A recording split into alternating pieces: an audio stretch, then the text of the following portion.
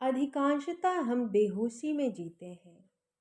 जब हम झूठे होते हैं तो किसी चीज़ को बड़ी आसानी से रोक लेते हैं, लेकिन जब हम सच्चे होते हैं तो रोकना बहुत कठिन होता है। जब हमारा क्रोध सच्चा होता है तो हम रुकने की विधि को ही भूल जाते हैं, और अगर क्रोध झूठा होगा तो हमें विधि याद रहेगी और हम उसका उपयोग भी कर लेंगे। लेकिन झूठे को क्रोध में विधि का उपयोग कोई भी अर्थ नहीं रखता। जहाँ पर ऊर्जा ही नहीं है वहाँ रुक तो सकते हैं, लेकिन वहाँ रुकने का कोई अर्थ नहीं रह जाता। यदि क्रोध सच्चा है तो उसमें ऊर्जा होती है, और उस हालत में यदि हम क्रोध को रोक ले जाते हैं तो क्रोध की जो ऊर्जा होती हो वो भीतर की ओर मुड़ जाती है। यानी कि जब भी क्रोध आए तो आप होश में रहने का प्रयास करें। सीधे क्रोध से ही मत शुरुआत करिए। शुरुआत हमेशा आसान चीज़ों से करिए। जैसे हम हर रोज़ सुबह बिस्तर से उठते हैं, तो क्या आपने देखा है कि हर रोज़ आप एक ही ढंग से उठते हैं? आपका दाहिना पाँव पहले निकलता है या बायां पाँव पहले निकलता है? कल सुबह जब दाहिना पाँव निकलने लगे तो वहीं पर अपने आप को रोक लीजिए और उसकी जगह आप बायां पाँव पहले निकलने दीजिए। आसान चीज़ों से शुरुआत कीजिए। ये सिर्फ एक आदत त्यागने जैसा है और कुछ भी नहीं। जितनी चीज़ें सरल होगी उतना ही अच्छा होगा। जब आप आसान चीज़ों से शुरुआत करेंगे तो आपके लिए रुकना आसान हो पाएगा। आपको अपने होश का एहसास होगा। आप अपने भीतर एक मौन का आभास करेंगे।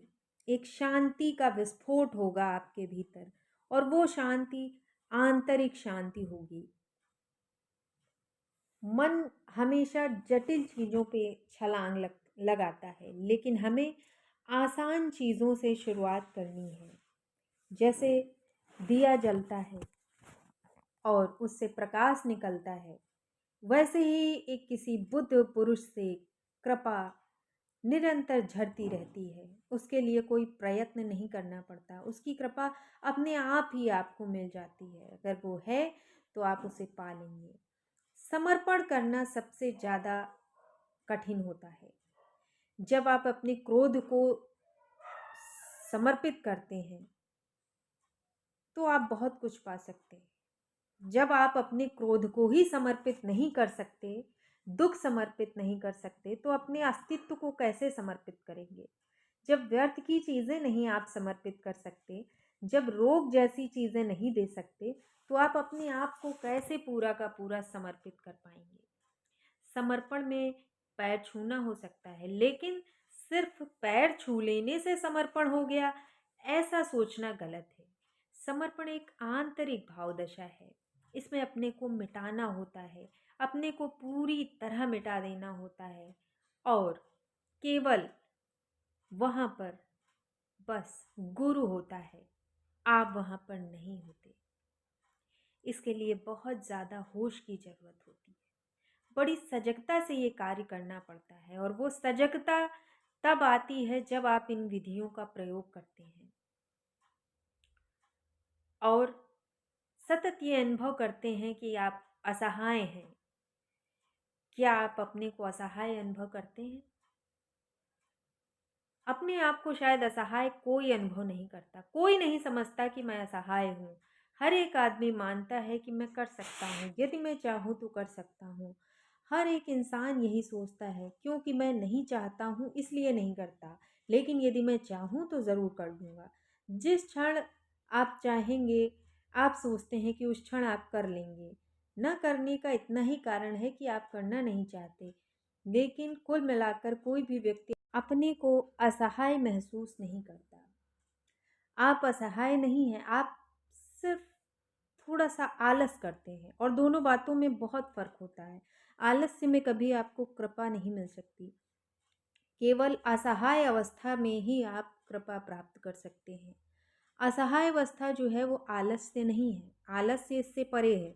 असहाय अवस्था केवल उन्हें ही प्राप्त होती है जो पहुंचने के लिए सारे प्रयत्न पहले कर चुके होते हैं, सभी प्रयास कर चुके होते हैं और तब वो अपने आप को असहाय अनुभव करते हैं कि अब मेरा कोई भी प्रयास सार्थक नहीं हो पा रहा है, और तभी आप किसी के प्रति अपने आप को समर्पित कर सकते हैं और तब आपका समर्पण एक उपाय बन जाता है। सभी युगों में, सभी कालों में बहुत से बुद्ध पुरुष हुए हैं और होते रहे हैं, लेकिन जब तक आप अपने को खोने को तैयार नहीं होंगे तब तक आप उनके संपर्क में नहीं आ सकते। हो सकता है कि आप उनके आसपास ही हों, बैठे हों, लेकिन आपका उनसे संपर्क नहीं होगा। दूरियां 3 प्रकार की होती हैं। एक तो स्थान की दूरी, कि आप वहाँ बैठे हैं, फिर भी 2 बिंदुओं के बीच में दूरी है, ये स्थान की दूरी है। आप पास आ जाएंगे तो छू लेंगे, दूरी समाप्त हो गई, लेकिन ये दूरी सिर्फ स्थान की समाप्त हुई है। दूसरी दूरी होती है समय की दूरी। मानिए आपका कोई मित्र चल बसा, स्थान में एक बिंदु पूरी तरह से लापता हो गया, लेकिन आप अनुभव करेंगे कि समय में मित्र के निकट ही हैं। आंखें बंद करेंगे तो मित्र के पास ही हैं आप। यहाँ पर दूरी सिर्फ समय की हुई है। तीसरी दूरी है प्रेम की दूरी। मानिए कि प्रेमी मर गया है, धीरे धीरे उसे भी समय की दूरी पैदा हो जाएगी। लोग कहते हैं कि समय सब भुला देता है, समय से सारे घाव भर जाते हैं। जब समय की दूरी भी लंबी हो जाती है तो स्मृति धीरे धीरे धुंधली होकर मिटने लगती है और घाव भर जाते हैं। लेकिन प्रेम की दूरी समय के भी पार है, वो तीसरा आयाम है। अगर आप किसी को प्रेम करते हैं और वो अन्य किसी ग्रह पर रहता है, तो भी प्रेम में वो आपके बहुत करीब होगा, बहुत निकट होगा। हो सकता है कि वो मर गया हो, आप दोनों के बीच सदियों की दूरी पैदा हो गई हो, लेकिन प्रेम में कोई दूरी नहीं है।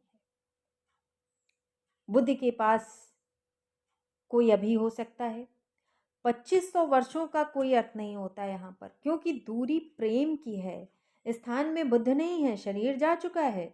समय में 2500 वर्षों की दूरी है, लेकिन प्रेम में कोई दूरी नहीं है। अगर कोई बुद्ध के प्रेम में है, गुरु के प्रेम में है, समय और स्थान की दूरियां वहां पर मिट जाएंगी। तब बुद्ध यहाँ और अभी हैं और गुरु का प्रसाद तुम्हें मिल सकता है। हर बुद्ध पुरुष हमारा गुरु हो सकता है और तुम गुरु के बगल में बैठे हो सकते हो।